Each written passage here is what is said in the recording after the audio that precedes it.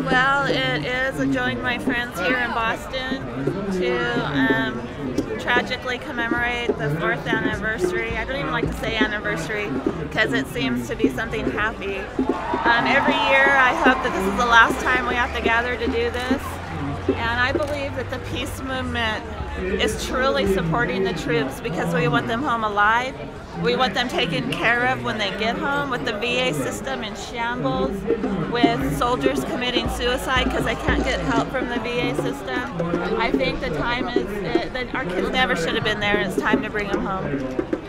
I understand you're calling for an immediate and complete withdrawal. When you say immediate, what kind of time frame are you looking at? Well, when we say immediate, we're also saying a safe and speedy withdrawal, as safe as possible for our soldiers and for the people of Iraq. So what kind of time frame is that? It could actually, I've heard experts say in 3 months it could be done.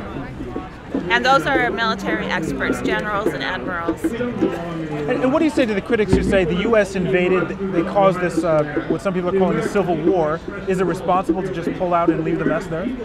Well, what do we say to the Iraqi people when the last poll said 82% of them want America out of their country? It's an occupation, and our presence there is fueling this civil war and insurgency. And the people of Iraq have been a civilization for thousands of years. And to think that the U.S. military has to stay there to solve their problems is arrogant and racist. Is this difficult for you? Has it gotten more difficult, or has it gotten easier to do this? Every day is difficult for me and Melida too, because we're mourning our children as we're trying to stop other families from being Gold Star families. And no, it never gets easier, but we're very compelled to do it. What do you say to critics of you personally? Because you seem to take a lot of heat from people who disagree with you. Like you more than many other people. Right. It doesn't bother me because I know what we're doing is right, and I know my focus on bringing the troops home is the right focus. So, I buried my son. What do they think they're going to hurt me by calling me names or lying about me? We're surviving the worst thing that could happen to parents. And it was, I'm sorry to interrupt. No, okay. It's been about 3 years or so? Almost 3 years. Casey was ill. What would he say if he were here today? Well, I can't say for sure, but he thought the war was immoral. He didn't want to go. He just went because his buddies were going. He died saving his buddies' lives. And, I can hear him say, go for it, Mom.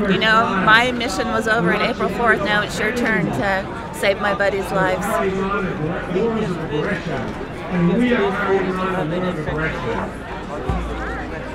No, I think it was immoral for the Congress to give George Bush more money. The amendment to bring the troops home in 18 months is just prolongation. It's not going to happen. The only way that Congress can stop this war is by taking away George Bush's blood money and impeaching him. That's the only way that this war is going to stop. Can I answer that as well?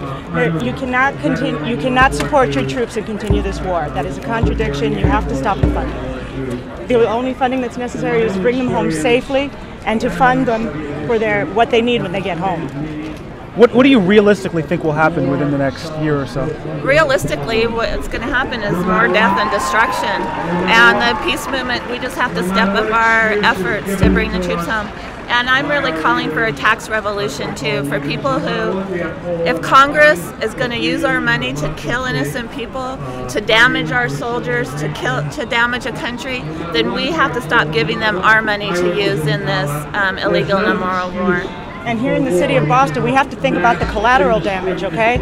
All the guns on the streets, all the kids are getting killed, all of the funding that we're not getting here as a city, which is why the city councilors passed the resolution that they did, okay? The war has an impact here at home.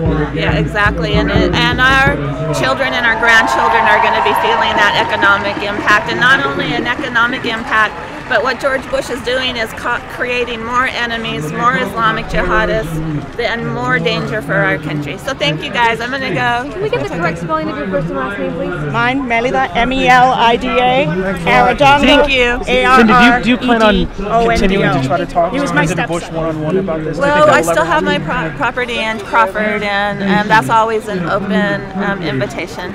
Yeah. What do you plan on protesting and demanding that he speaks to you? I don't think George Bush is a player in this anymore. I think it's Congress. So I'm focusing my efforts more on Congress right now. Thank you.